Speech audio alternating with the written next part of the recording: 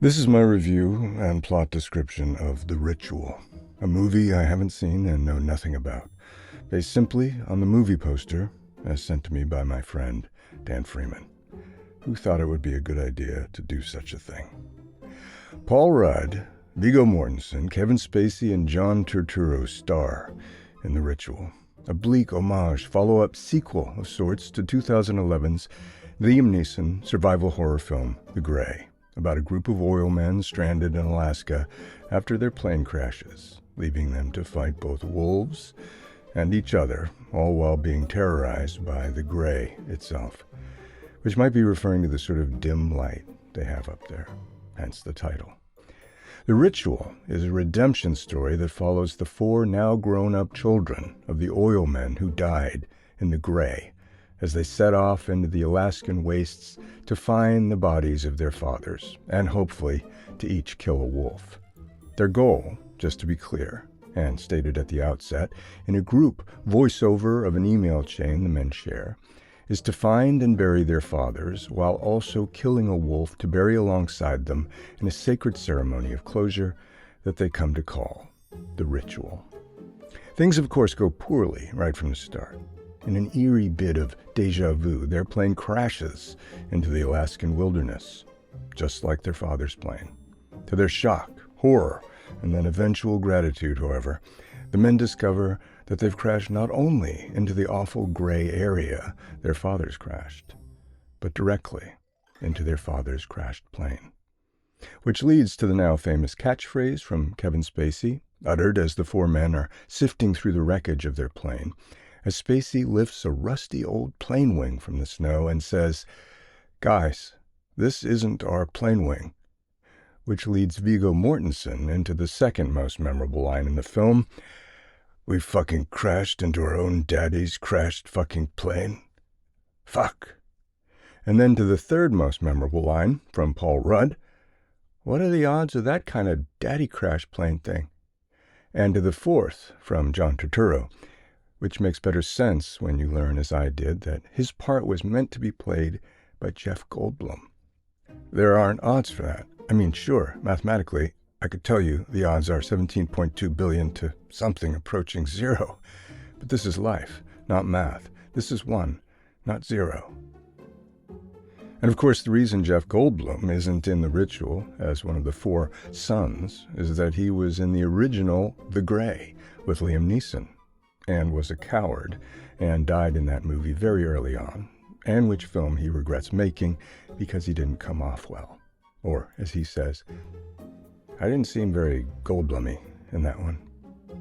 At any rate, as the four sons, concussed and bleeding as they are, begin to wrestle with the lonely, awful spookiness, as Paul Rudd calls it, of the son plane crashing into the father plane, suddenly Paul Rudd realizes something else.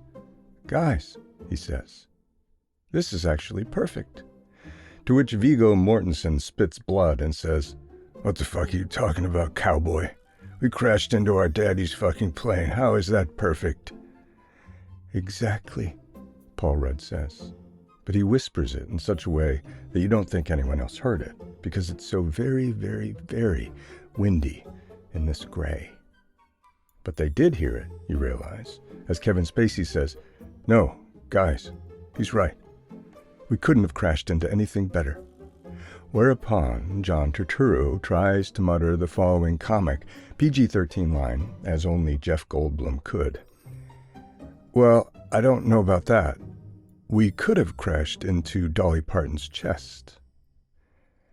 Which gets a laugh both from the concussed men and the audience, and is the sort of brilliant, sexy kind of comedy that allows for what in film circles is called a distransient, which means that because everyone is now thinking about Dolly Parton's anatomy, the filmmakers can sort of gloss over all the health concerns the men have been contending with. And so you'll see that immediately after the Dolly Parton line, all the men are healed and back to normal, no longer concussed, and all the blood trickling from their noses and scalps has just disappeared, and even their clothing is brand new, and no longer torn and scorched from the crash.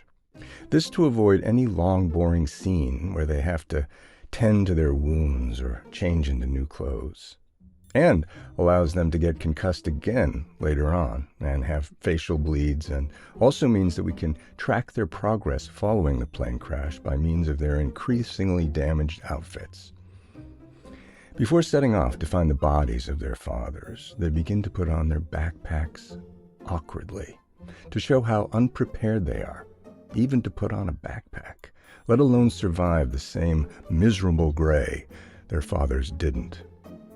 And it's here that we have a bit of comedy, as Paul Rudd tips over from the weight of his backpack, which is largely full of Slim Jims, which Slim Jims are revealed as he tumbles into a crevasse head first, and all the Slim Jims fall out into the void.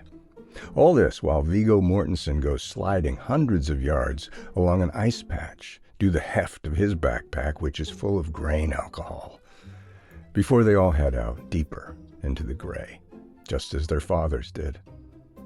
During this downtime section of traveling somewhere, each man tells a story about fishing with his pappy. It's also here, and importantly, that the language around fathers shifts. No longer are they referred to as dads or fathers, but they are now pappies, which seems to be a term of great endearment to each of their semi-orphaned boys. Their mothers are all alive and well, but they feel the loss of their pappies so strongly, they each self-describe as semi-orphaned.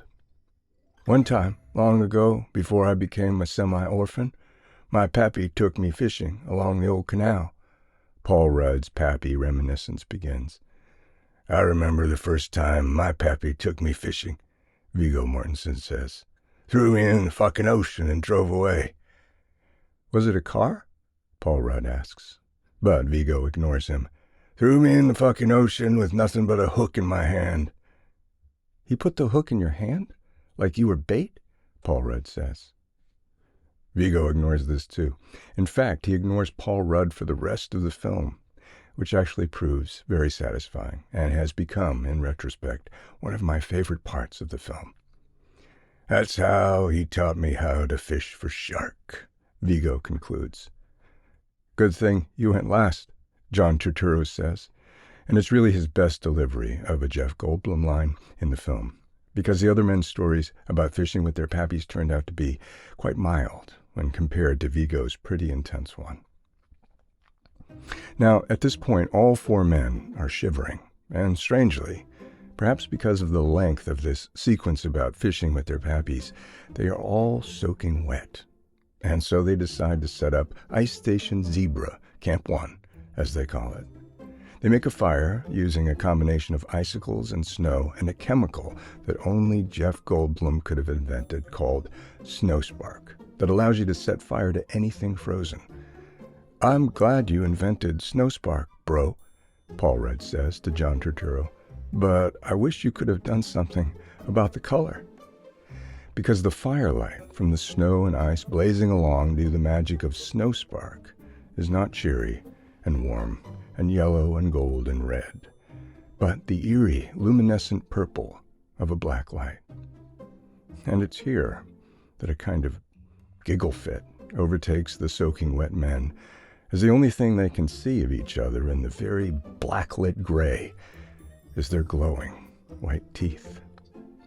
And that's when Jeff Goldblum, and you forget here it's John Turturro because all you can see is teeth, that's when Jeff Goldblum spots the chilling addition of a fifth set of glowing teeth. Guys, he says, there are 5 mouths here, and according to my best recollection of the plane manifest, there are only 4 of us. Thankfully, it's just their grizzled old bush pilot, Nick Nolte, who the 4 men had completely forgotten about in their concussed, we crashed into our father's plane state of bewilderment. Nick Nolte tells them all to fuck off, and then sits miserably down beside the crackling ice and snow of the blacklight fire. After explaining the science of Snow Spark, they then each tell Nick Nolte an abbreviated version of their fishing stories, which is probably the reason Nick Nolte ends up as wet as he does. But when Nick Nolte doesn't seem charmed by tales of fishing with Pappy, Fuck off is all he says again. They ask why he's being such an old cuss. And that's when Nick Nolte tells them that he's been a bush pilot in this miserable frozen wasteland since he was a baby duck. And the only good thing out here is a dead thing. And the only thing out here beside that is death. And more death.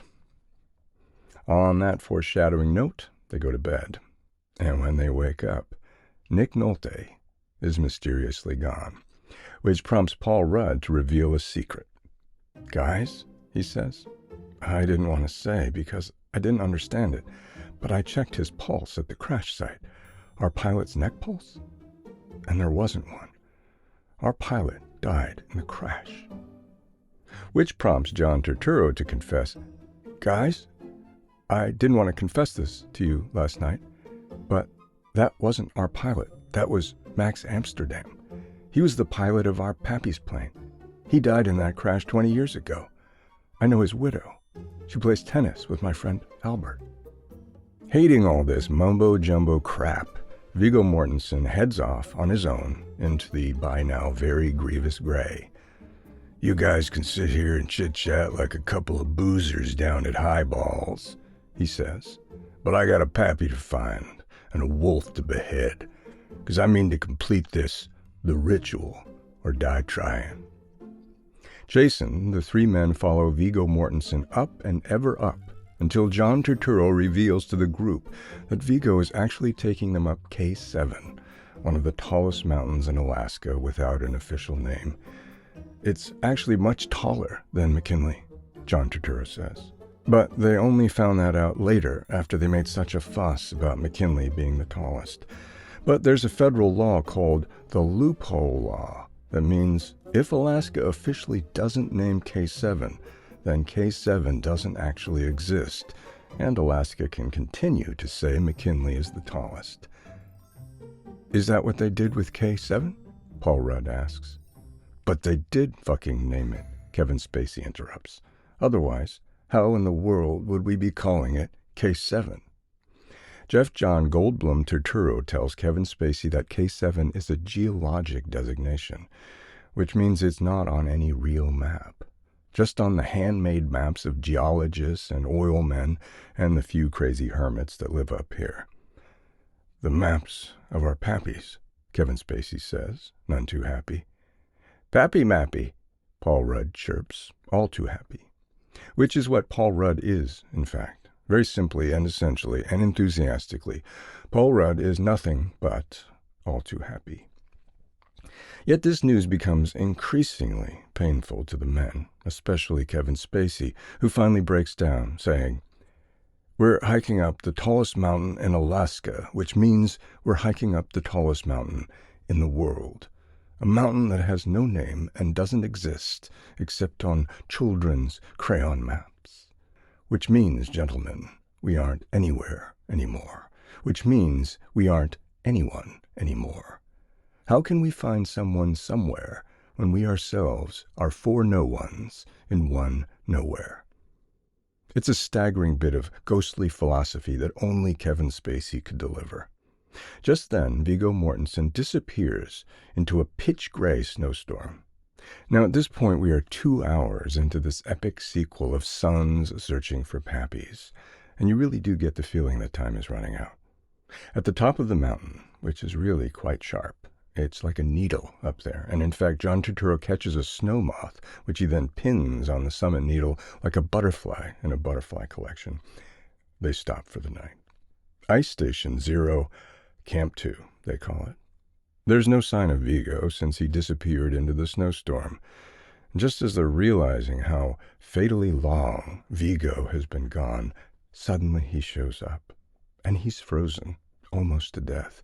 He's shrouded in a blanket of ice and has a tall pile of snow on his head that looks remarkably like K7 in miniature. He falls down before them like a frozen statue of an Iceman. That's when they all realize they are, each one of them, encased in ice. The fire from the snow spark was not just ice on fire, but itself burned colder than the ambient frigid air. Ice burns cold, not hot, Turturro says tragically. And as wet as they were from their fishing stories, each man was soon covered in ice.